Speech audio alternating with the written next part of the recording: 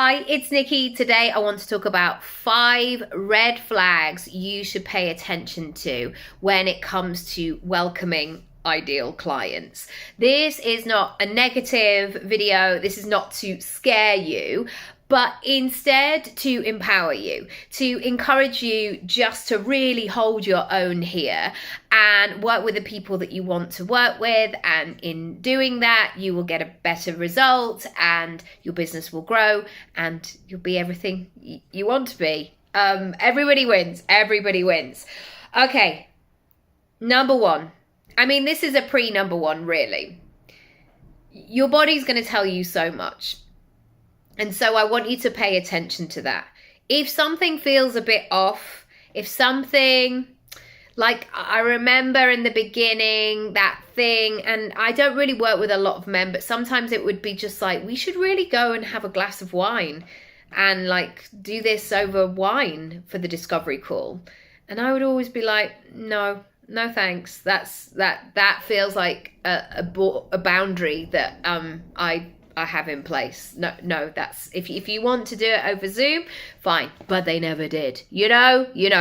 Anyway, your body will tell you lots of things. Your instinct, pay attention to it all. It's trying to tell you something. Number 1, sometimes you will find people that emphasize you doing all of the work. So you as the service provider, you as the business owner. And yes, of course, we have to take our own responsibility. There's no point selling something and be like, yeah, good luck. You have to do it all by yourself now. You have to deliver what you say you're going to deliver. But there has to be an exchange of energy here. And both people have to take responsibility in their part. So say you were a personal trainer and somebody signs up with you to do these things, but yet everything else that's going on behind the scenes, aside from the 3 times a week they see you, is not in alignment with that, then it's going to be difficult to see those results. Likewise, if you want to learn the piano and you have a 20-minute lesson every single week, if you don't practice throughout the week and you go back to the beginning every time you see your piano instructor, that it doesn't matter about how good the teacher is. You have to do the practice as well. And what sometimes is the expectation is that the service provider, the person who knows the things, is going to do all the work. And so you want to attract those clients who are ready and they are going to take responsibility for their own progression. Number 2, you feel like you have to convince them. This is a really weird thing. And sometimes people do it as a little mind game thing. Like, come on then, sell me your services. Tell me why I should work with you. And always I reframe it and I ask more questions, because I am not here to convince. And I mean, if I was a therapist, for example, it would be wrong and ethically incorrect for me to go, well, I really think you need therapy because I'm seeing a lot of weird behaviors right now. I'm seeing a lot of, it feels wrong even saying it, I'm seeing a lot of trauma manifesting into unsightly. No, oh my goodness, I would not do that. And so what you need to do is to stay in that place where you're being open and transparent about what you offer, but not going into convincing mode. The client, the customer, has to have full agency of their decision whether or not they move forward. And you don't ever want to convince somebody and just be a great salesperson for them not to be the ideal client.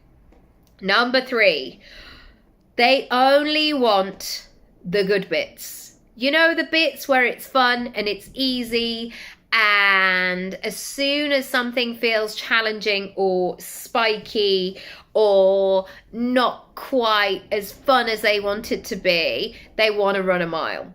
Well, the thing is, most progress, most things that require like a great result, it requires time, focus, energy.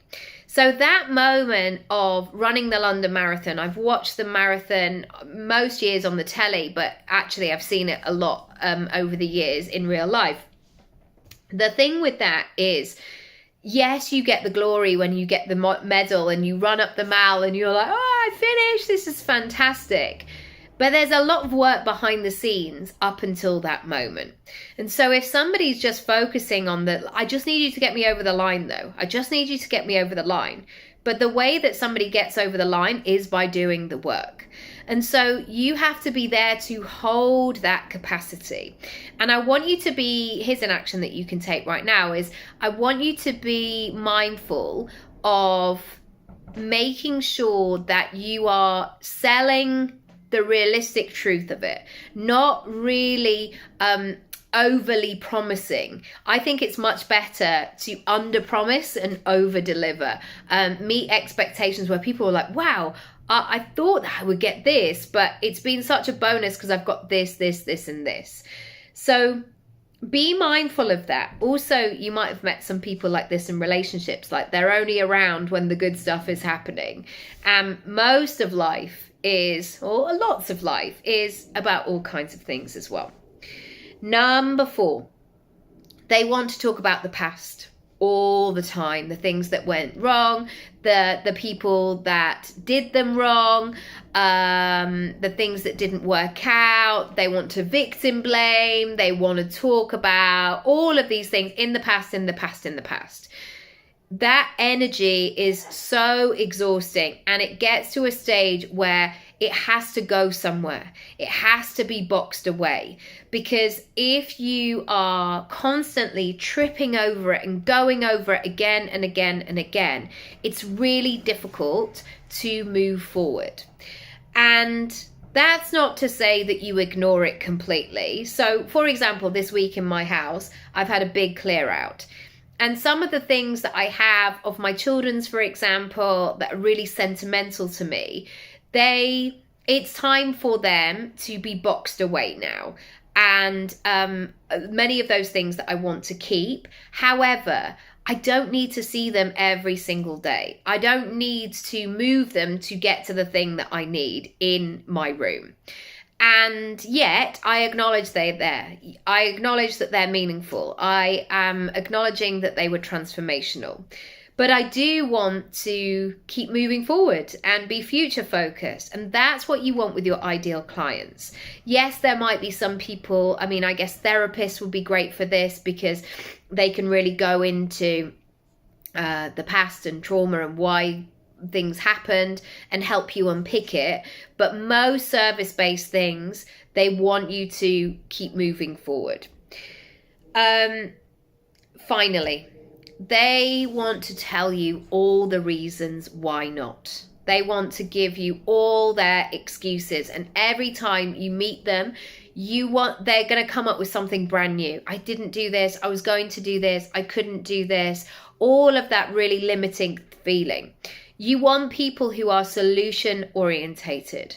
I'm not pretending that when you sign up to work with a coach or you invest in yourself in some way, that every single day you're going to be like, this feels fantastic, I am ready, let's do this.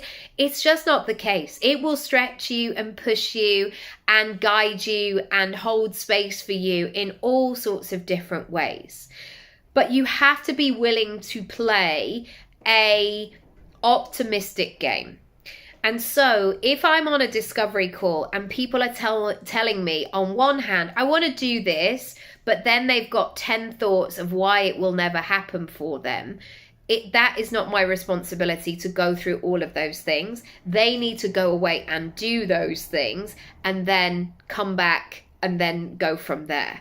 I think we have to be really mindful as business owners, service providers who hold that space for people, making sure people are ready to enter the experience. And I'm not saying there's like a scale of like, now you are this sort of person, but you can just have that feeling. You can have that sense of somebody being in that position to be open and go, okay, let's just see. So in terms of next steps, there is a whole module all about ideal clients in your digital disco. Also, if you want some help and support around discovery calls or sales calls or welcoming more clients into your business, come and have a chat with me. We can do a one-off session together and go from there. Lots of love. Bye.